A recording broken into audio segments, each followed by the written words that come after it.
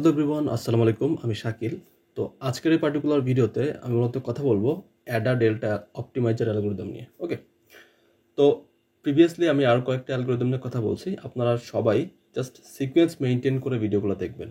যদি sequence maintain করে না দেখেন তাহলে হয়তো বা নেক্সট ভিডিওগুলো বুঝতে আপনাদের সমস্যা হতে পারে। ওকে, সো অ্যাডা ডেল্টা মূলত এটা নতুন কোনো অ্যালগরিদম না, এটা একটা এক্সটেনশন অফ অ্যাডাগ্র্যাড। ওকে, সো অ্যাডাগ্র্যাড অ্যালগরিদমের আসলে এটা এক্সটেনশন। অ্যাডাগ্র্যাড অ্যালগরিদম আমরা যেটা দেখছিলাম সেটাকে আসলে এক্সটেন্ড করে মূলত অ্যাডা ডেল্টা বানানো হয়েছে। তো এটা আরও বেটার ডেফিনেটলি। তো কেন বেটার, এর যে রিজন, সেই রিজনটা হইতেছে মূলত অন্যান্য যে অ্যালগরিদমগুলো আমরা প্রিভিয়াসলি দেখে আসছি, যেমন স্টকিস্টিক গ্রেডিয়েন্ট ডিসেন্ট বা আরএমএস প্রপ, এগুলোতে আসলে একটা এক্সপ্লিসিট একটা লার্নিং রেট ছিল।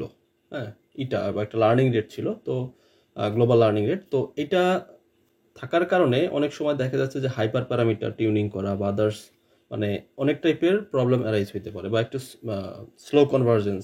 তো অ্যাডা ডেল্টা মূলত যে কাজটা করছে সেটা হইলো মূলত গ্রেডিয়েন্ট অ্যান্ড আপডেটের যে মুভিং অ্যাভারেজ, সেই মুভিং অ্যাভারেজের উপর বেস করে ডাইনামিক্যালি মূলত লার্নিং রেটটাকে আসলে অ্যাডজাস্ট করে, সো দ্যাট এর স্টেপ আসলে দুইটা বেশি। আপনি এখানে দেখবেন যে প্রিভিয়াসলি আমরা আসলে 3টা স্টেপ পরে আসছি, এখানে আসলে আরও 2টা স্টেপ বেশি। ওকে, এই 2টা স্টেপ কি এখানে বেশি। তো দেখি আমরা আসলে কোন স্টেপে আসলে কি কথা বলছে। দেখেন ফার্স্ট স্টেপ, এই ফার্স্ট স্টেপটা আমাদের পরিচিত, তাই না? যে প্রিভিয়াসলি আমরা 2টা অপটিমাইজার অ্যালগরিদম অলরেডি দেখে আসছি। একটা দেখছি আরএমএস প্রপ দেখছি, আর একটা দেখছি অ্যাডাগ্রেড, তাই না? তো এই দুটো তো আমরা ঠিক সেম জিনিসটাই দেখছি, এবং এটাও আমাদের আরএমএস প্রপে ছিল। ঠিক আছে, তো ওইখান থেকে আসলে এক্সটেন্ড করে এটা বানানো হয়েছে। তো এখানে যেহেতু কোনো এক্সপ্লিসিট কোনো ওরকম লার্নিং রেট নাই, তো স্বাভাবিক কোনো না কোনো স্টেপ ফলো করে তো আমাদেরকে আগাইতে হবে, তাই না? তো দেখেন ফার্স্ট স্টেপে কি করতেছি, ফার্স্ট স্টেপে আমরা মূলত গ্রেডিয়েন্ট ক্যালকুলেট করতেছি। দ্যাটস ফাইন, এটা আমরা জানি। তারপরে স্টেপে কি করতেছি, এটাও আমরা জানি। তারপরে এটা কি করছি, মুভিং অ্যাভারেজ। হ্যাঁ, স্কোয়ার গ্রেডিয়েন্টের মুভিং অ্যাভারেজ আমরা ক্যালকুলেট করতেছি। এখানে আমাদের গ্রেডিয়েন্ট ছিল, এখানে স্কোয়ার গ্রেডিয়েন্ট। হ্যাঁ, সো তারপরে স্টেপে কি করতেছি, এই স্টেপটা হচ্ছে নতুন, এই থার্ড স্টেপ। এই থার্ড স্টেপে মূলত আসলে কি করতেছি, আমরা স্টেপ সাইজ মূলত আমরা এখানে ক্যালকুলেশন করবো। ঠিক আছে, তো স্টেপ সাইজ যখন ক্যালকুলেশন করে ফেলবো তখন ঠিক সেম, এখানে যেমন গ্রেডিয়েন্ট থেকে স্কোয়ার গ্রেডিয়েন্ট করছিলাম, এখানেও ঠিক সেম স্টেপ সাইজ থেকে মূলত moving average of squared step size, এটা ক্যালকুলেশন করতে হবে। ঠিক আছে, সো এটা ক্যালকুলেশন করার পরে ফাইনালি আমরা মূলত এই ডেল এক্স এর থ্রুতে আমরা এটাকে আপডেট করবো। ঠিক আছে, so this all are the step. হ্যাঁ, অল আর দ্য স্টেপ, এই স্টেপগুলো ফলো করেই মূলত আমাদের অ্যাডা ডেল্টা অ্যালগরিদমটা মূলত আসলে কাজ করে। তো আমরা প্রতিটা স্টেপ আরও একটু যদি ভেঙে ভেঙে দেখি তাহলে দেখবেন সবার শুরুতে গ্রেডিয়েন্ট কম্পিউটেশন, এটা আমরা জানি।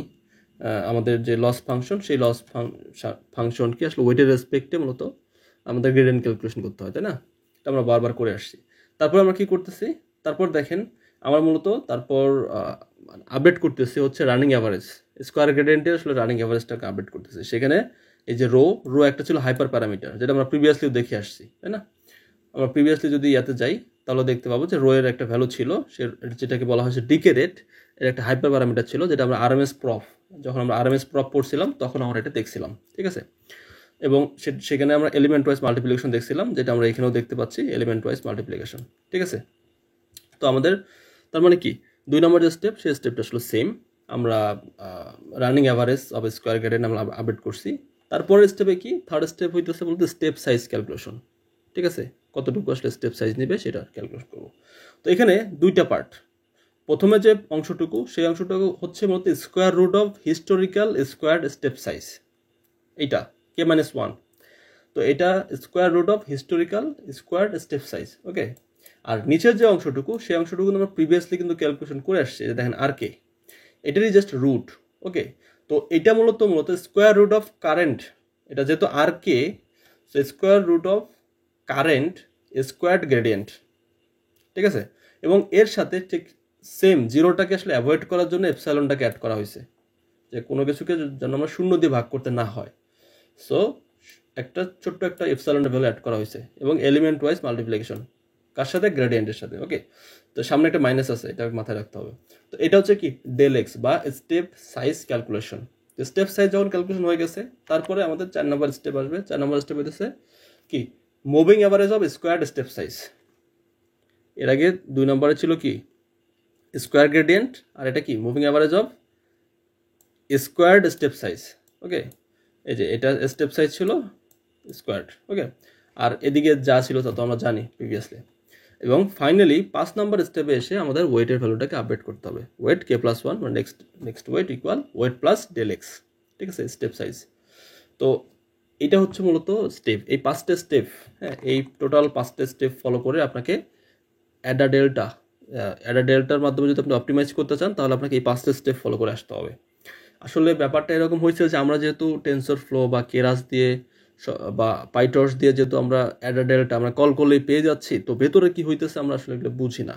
তো যদি না বুঝেন তাহলে অনেক কমপ্লেক্স প্রবলেমের ক্ষেত্রে মানে এটা ব্যাপারটা এরকম হইলো না যে মানে না বুঝে একটা কাজ করা, মানে কেন করতেছি বা কোন সিচুয়েশনে কোনটা বেস্ট, এটা যদি না বুঝি তাহলে তো হইলো না, তাই না? কারণ ডিপ লার্নিং বা মেশিন লার্নিং ফিল্ডে যারা কাজ করে তারা অবশ্যই ইনোভেটিভ, তাই না? এবং অবশ্যই তারা ট্যালেন্টেড, মানে এখানে ট্যালেন্টেড মানুষজন ছাড়া আসলে নর্মালি এই ধরনের ভিডিও দেখে না।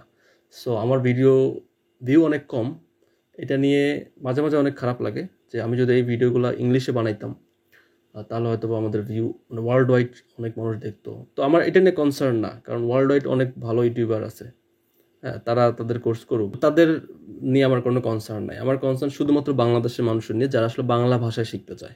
ঠিক আছে, সো দ্যাট আমি ট্রাই করছি 5টা স্টেপ খুব ভালোভাবে বোঝানোর জন্য। গ্রেডিয়েন্ট কম্পিটিশন, তারপর exponential moving average of square gradient, তারপর হলো step size, squared step size, and finally হচ্ছে ওয়েট আপডেট। তো এই 5টা স্টেপ, এবং এর যদি আমরা কি বলবো অ্যাডভান্টেজ দেখি, সেই অ্যাডভান্টেজগুলো হইতেছে যেমনটা এখানে আমি প্রিভিয়াসলি আমরা বলছি যে লার্নিং রেট নাই, কোনো এক্সপ্লিসিট লার্নিং রেট নাই, যেমন RMS প্রপ বা অ্যাডাগ্রেড এগুলো যেমন দেখছিলাম। তো ওই রকম আসলে অ্যাডা ডেল্টাতে আসলে কোনো আলাদাভাবে কোনো লার্নিং রেট নাই, সো দ্যাট আসলে হাইপার প্যারামিটার করার মানে ট্রেনিং প্রসেসটা আসলে ইজি। ঠিক আছে, এবং অন্যান্য অ্যালগরিদমের তুলনায় এটা আরও বেশি স্টেবল এবং কনভার্জেন্স খুব ইজিলি কনভার্জেন্স পয়েন্টে আসলে যাওয়া যায়, কারণ অনেক ফাস্টে আসলে কনভার্জেন্সে যাওয়া যায় বিকজ অফ এর আসলে একটা অ্যাডাপটিভ নেচার আছে। ঠিক আছে, এবং মোস্ট ইম্পর্টেন্ট থিং হইতেছে মূলত যদি আপনি কোনো নয়েসি গ্রেডিয়েন্ট আপনার ইয়াতে থাকে তবুও এটা আসলে খুব ভালো পারফরমেন্স দেয় বা খুব ফাস্ট কনভার্জেন্স পয়েন্টে চলে যায়। So this all are the advantage of Ada delta. আমার মনে হয় অ্যাডা ডেল্টা আপনারা বুঝতে পারছেন। তো নেক্সট ভিডিওতে আমি অ্যাডাম নিয়ে কথা বলবো। তো সে পর্যন্ত ভালো থাকবেন, আসসালামু আলাইকুম।